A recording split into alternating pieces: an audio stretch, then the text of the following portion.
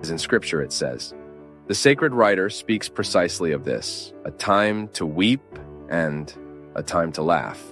There are moments when life itself shows you the need to cry, to let out your excesses, not to be afraid of sadness, to allow that sadness to dig within us, its riches, and to help us find the precious stone that only suffering could lead us to know.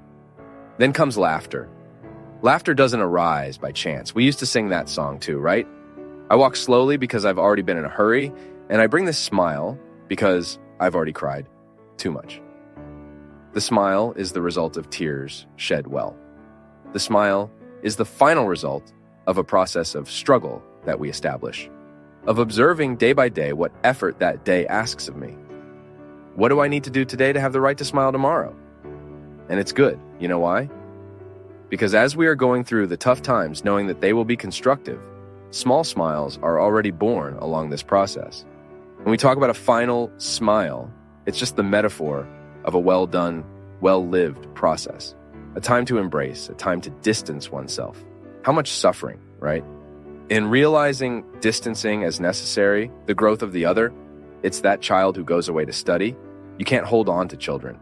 That's why it's time to embrace, it's time to take care, it's time to be together, and the time will come when that distance will be necessary for the course of life itself. Then he returns. But at first, we need the distance. It's the urgency of the day. The time has come. It's necessary to study. It's necessary to seek a future outside of here. My people, when we observe the movement of time and its urgencies, we enter into the context of an irreplaceable wisdom for our human fulfillment, a time to tear, a time to sow. If we don't have the courage many times to tear some realities, then we'll never be able to live the liberation of them. Today I even wrote about it. Many times we lament losing, and when in fact we observe what we lost, it wasn't loss, it was liberation. How many relationships need to be torn apart so that later they can be sewn back together the right way? To make all the illusions we have of the other fall to the ground, or all the pretensions we judge upon the other. No. The other doesn't have to meet my expectations. The other has to be themselves. If by chance there was an empathy with me, there we build a relationship of friendship. If not, just a relationship of respect. But it's necessary to tear apart. We need to live the confrontation that will later provoke a liberation in us.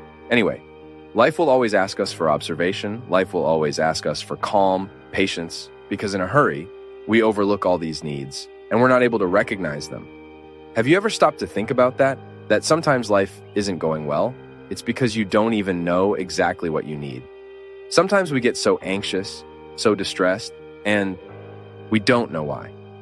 We failed to reach the key point. We failed to discover the neuralgic point there, where the conflict is actually starting. Patience, right?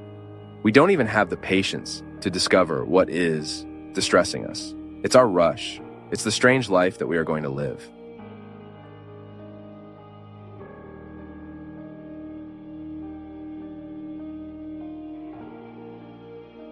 We continue tomorrow in the next video.